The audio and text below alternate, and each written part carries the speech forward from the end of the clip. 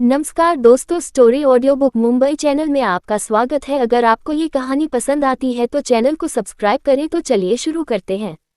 अब तक आप लोगों ने सुना कि डॉक्टर मोनिका का राज खुल जाता है, जिस वजह से अनाया गुस्से में उसे रोकती है और उसको नीचा दिखाती है, जिस वजह से डॉक्टर मोनिका भी गुस्से में बोली, भले ही तुम डॉक्टर है ना हो, लेकिन तुम मेरा कुछ नहीं बिगाड़ सकती। अगर मुझे कुछ हुआ तो टेलर फैमिली तुम्हें छोड़ेगी नहीं। तुम भले ही एक लीजेंडरी डॉक्टर हो, लेकिन हमारी फैमिली के सामने तुम चींटी बराबर हो। तुम्हारे पास बस मेडिकल स्किल है, उसके अलावा तुम्हारे पास कुछ नहीं है। अगर तुम्हें अपना यह मेडिकल का करियर बनाए रखना है तो तुम्हें मेरी बात मान लेनी चाहिए। वैसे भी मैंने तुम्हारा कुछ ज़्यादा नहीं बिगाड़ा है, बस तुम्हारे नाम का इस्तेमाल किया है और तुम्हारे शिष्य होने का दिखावा किया है। यह कोई बहुत बड़ी बात नहीं है, उसमें तुम्हारा कुछ ज़्यादा नुकसान नहीं हुआ है। वैसे ये छोटी सी ही तो बात है और तुम्हें तो शुक्रगुजार होना चाहिए कि मोनिका टेलर ने तुम्हारे नाम का इस्तेमाल किया। तुम्हें ग्रेटफुल होना चाहिए कि तुम्हें टेलर फैमिली के साथ जुड़ने का मौका मिला। तुम फिर भी इतनी दिखावटी कैसे हो सकती हो? वही बाकी सभी लोग तो बस अविश्वास से मोनिका का को देख रहे थे। कोई इतना घटिया कैसे हो सकता है? किसी की इजाजत के बिना उसके नाम का इस्तेमाल किया, ऊपर से खुद को ही महान दिखाते हुए कहा कि यह उसके लिए प्राउड की बात है। उसने सबके सामने डॉक्टर ऐना की बेइज्जती की है। कोई इतना बेशर्म कैसे हो सकता है? तभी दूसरा डॉक्टर बोला, इसे तो बेशर्मी की सारी हदें पार कर दी। तभी एक डॉक्टर बोला, वैसे भी कोई उसका कुछ नहीं भी कर सकता। वह टेलर फैमिली की बेटी है और टेलर फैमिली फ्रांस में काफ़ी अच्छा नाम रखती है। बिना वजह कोई इतने बड़े परिवार को नाराज नहीं करेगा। वह लोग सबसे बड़े डायमंड के व्यापारी है और इंडिया में डायमंड को एक्सपोर्ट करते हैं। यही वजह है कि वह इतना घमंड दिखा रही है। वही बाकी लोगों की बात सुनकर मोनिका के अंदर और घमंड आ गया। जाहिर से बात है, अब सभी लोग उसे अपने नीचे नजर आ रहे थे। उसके सामने डॉक्टर ऐना का स्टेटस भी कोई मायने नहीं रखता था। तभी अनाया ने एक नज़र सेक्रेटरी बेला पर डाली। बेला तुरंत उसका इशारा समझ गई और तुरंत आगे बिना कुछ सोचे समझे उसने मोनिका को जोर का एक तमाचा लगा दिया। ये तमाचा इतनी जोर का था कि उसके मुंह से खून निकलने लगा। बाद में एक और किक मारी, जिसके साथ वो पीछे दीवार पर जाकर लगी। वही बिना किसी झिझक के बेला को इतना क्रूर होता हुआ देखकर बाकी डॉक्टर डर गए। वही मोनिका का घमंड अभी भी नहीं जा रहा था। वह गुस्से में बोली, तुम्हें इसकी कीमत चुकानी होगी। तुम बस मामूली डॉक्टर हो, उसके अलावा कुछ नहीं। मैं भी देखती हूँ तुम अब फ्रांस में कैसे टिक सकती हो। मेरे डैड तुम्हें फ्रांस से बाहर फेंक देंगे। तभी उन सबके कानों में खतरनाक मगर हल्की सी धीमी आवाज आई, मैं भी देखता हूँ कौन मेरी बीवी को फ्रांस से बाहर फेंकता है और किसकी इतनी औकात बढ़ गई कि वह मेरे सामने इतना घमंड दिखा सके। वही इस आवाज को सुनकर हर किसी की सांस एक पल के लिए थम गई, क्योंकि उस आवाज में इतना वजन और डरावनापन था कि कमरे का तापमान एकदम से ही नीचे गिर गया। इतने बीमार होने के बाद भी हर्षवर्धन का रौब कम नहीं हुआ था। वही इस आवाज को सुनकर मोनिका का ध्यान भी उस ओर गया। हालांकि उसे कोई फर्क नहीं पड़ा था, लेकिन हर्षवर्धन बहुत ज्यादा हैंडसम था।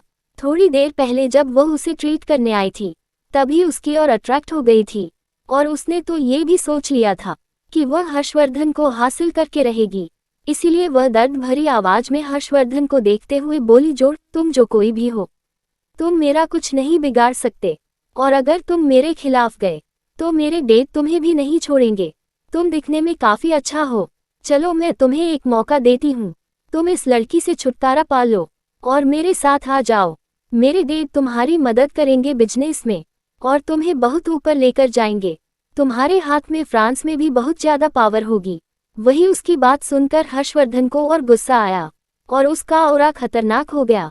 उसने धीमी मगर कड़क आवाज में कहा, रजत, उद्धरण चिन्ह। वही उसकी एक आवाज काफी थी रजत को समझने के लिए कि उसे क्या करना है। रजत ने तुरंत अपने गार्ड्स को इशारा किया जो बाहर से आए और मोनिका को बिना किसी झिझक के खींच के बाहर ले गए। वही अनाया तुरंत हर्षवर्धन के पास गई और उसे चेक करते हुए बोली, तुम ठीक तो हो? हर्षवर्धन अपनी बीवी को देख रहा था जो पिछले 2 दिन में मुरझा सी गई थी। उसे बुरा लग रहा था, उसकी वजह से अनाया इतनी स्ट्रेस में रही। अनाया वहां के हेड को देखते हुए बोली, सबको यहाँ से बाहर भेजो, मैं हर्ष का इलाज खुद देख लूंगी। निकलो यहाँ से। हेड ने भी तुरंत गुस्से में सभी डॉक्टर को बाहर जाने के लिए कहा। किसी की हिम्मत नहीं हो रही थी उस कमरे में रुकने की। हर कोई हर्षवर्धन के दबाव के नीचे दबा हुआ था। वही हेड जाने से पहले डॉक्टर ऐना से माफी मांगते हुए बोला, माफ कीजिएगा मैडम, यह मेरी गलती है। अगर मैंने ज्यादा ध्यान दिया होता तो मोनिका इतने आगे नहीं बढ़ पाती। अनाया ज्यादा कुछ नहीं बोलती और बस बाहर जाने को कहती है। हेड जैसे ही बाहर गया उसने बाहर डॉक्टर को देखा। वह उसमें से एक डॉक्टर के पास जाते हुए गुस्से में बोला, तुम लोग इतने बेवकूफ कैसे हो सकते हो? उस मोनिका की बातों में आकर तुम लोगों ने ये कैसे मान लिया कि वह बेवकूफ लड़की डॉक्टर ऐना की स्टूडेंट हो सकती है? तभी वो डॉक्टर थोड़ी डरी हुई आवाज में बोला, इसमें हमारी गलती नहीं है। 4 साल पहले डॉक्टर ऐना यहाँ पर किसी इमरजेंसी के लिए आई थी और तब मोनिका ने उन्हें असिस्ट किया था और उनके साथ 3 दिन बताए थे और वहां से आने के बाद ही उसने कहा था कि डॉक्टर ऐना ने उसे अपने शिष्य के तौर पर ले लिया। इसलिए हर किसी ने उसकी बात मान ली। ऊपर से उसकी फैमिली भी काफी पावरफुल थी, इसीलिए किसी को स्पष्ट नहीं हुआ। वही उसकी बात सुनकर उन्हें समझ आया कि सच में ऐसा कुछ हुआ तो जरूर था। लेकिन तब मोनिका के साथ और भी डॉक्टर ऐना को असिस्ट कर रहे थे। उसे सच में सामने खड़े हुए डॉक्टर बेवकूफ लग रहे थे, जो मोनिका की इतनी बेकार बात को भी सच मान लिया। वही कमरे के अंदर हर्षवर्धन अनाया को अपनी बाहों में पकड़े हुए शांति से लेटा हुआ था।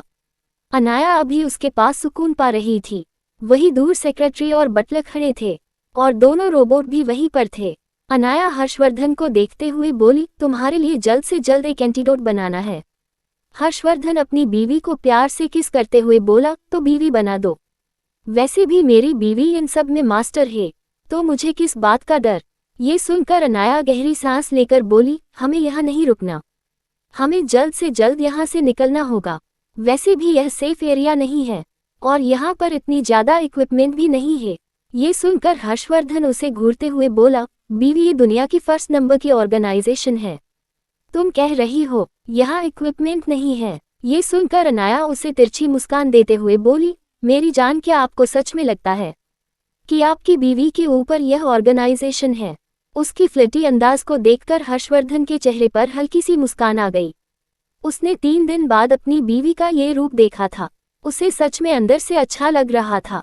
वह प्यार से बोला, ठीक है चलो हम चलते हैं। तभी अनाया बोली, लेकिन अभी आपकी तबीयत ठीक नहीं है। हर्षवर्धन बोला, बीवी मैं इतना भी बीमार नहीं हूँ, चलो चलते हैं। उसने ज्यादा कुछ नहीं सोचा और दूर खड़ी हुई सेक्रेटरी बेला से कहा, यहाँ से मेरे और हर्षवर्धन के ब्लड सैंपल को हटा दो और सारे रेजिड्यू मिटा दो, हम अभी निकल रहे हैं। ये सुनकर बेला भी तुरंत अपने काम पर चली गई। पीछे सेक्रेटरी रजत सेफ्टी के लिए चल रहा था। दोनों रोबोट भी साथ थे। वह काफिला तुरंत ही वहां से निकल गया। 1 घंटे बाद हर्षवर्धन बाहर की सड़कों को देखते हुए बोला, बीवी हम कहाँ जा रहे हैं? ये हमारे विला का रास्ता नहीं है।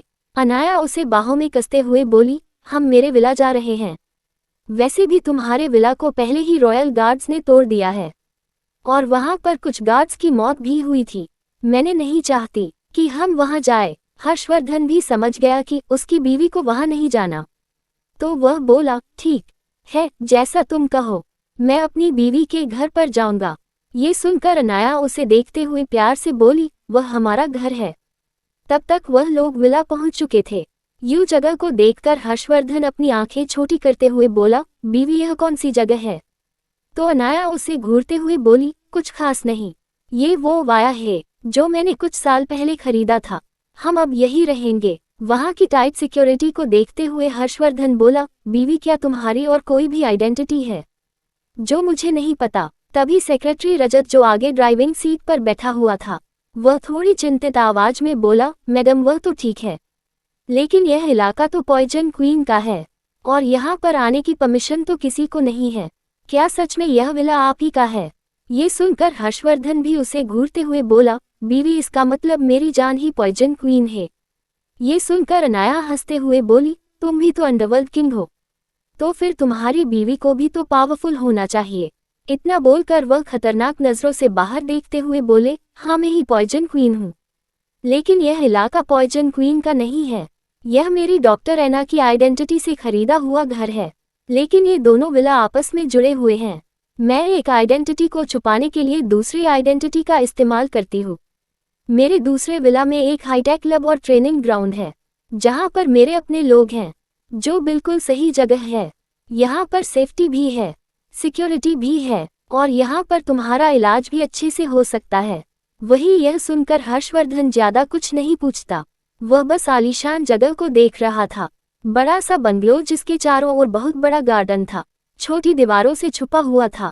उसी के पीछे एक और बंगला था। दोनों बंगलों का डिजाइन अलग अलग था, लेकिन दोनों पूरक थे, और एक बंगलों के अंदर से दूसरे विला में जाया जा सकता था।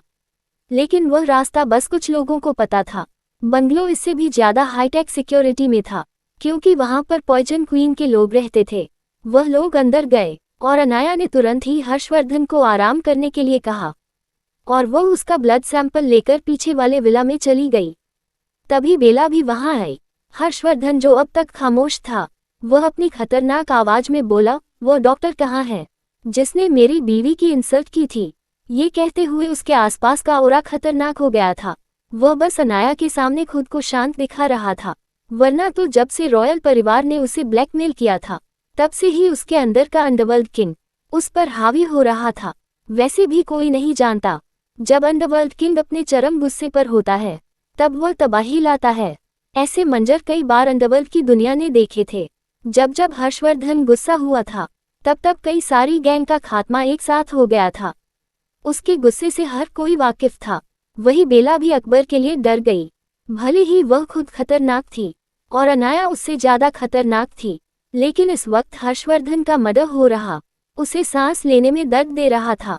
तभी रजत, जो थोड़ा डरा हुआ था, वह आगे आया और थोड़ी डरी हुई आवाज में बोला, वह किंग, हमारे लोगों ने उसे पकड़ लिया है और उस पर टॉर्चर हो रहा है। ये सुनकर हर्षवर्धन बोला, मुझे उसके पास जाना है, चलो चलते हैं, वह मेरे हाथों से ही मरेंगे। तभी बेला, जो अब तक डर रही थी, वह उठ रोकते हुए बोली, वह माफ कीजिएगा, लेकिन अगर मास्टर को पता चला कि आप इस हालत में बाहर गए हैं, तो वो नाराज हो सकती है। ये सुनकर हर्षवर्धन उसे खतरनाक नजरों से घूरने लगा, क्योंकि उसे बिल्कुल पसंद नहीं आया था कि बेला ने उसे रोका, लेकिन अनाया के जिक्र से वह शांत हो गया। तभी बेला आगे बोली, अगर आप चाहते हैं तो दूसरे विला में अपना टॉर्चर रूम है, आप उसका इस्तेमाल कर सकते हैं। ये सुनकर हर्षवर्धन एक नज़र रजत की ओर देखता है। रजत भी तुरंत समझ गया। वह भी विला के अंदरूनी इलाके से दूसरे विला में चले गया। क्या हर्षवर्धन सबक सिखाएगा मोनिका को? क्या अंजाम होगा मोनिका के परिवार का? क्या अनाया खोज पाएगी हर्षवर्धन के जहर का इलाज? अगर आपको अगला एपिसोड चाहिए तो लाइक करें, कमेंट करें और चैनल को सब्सक्राइब करें।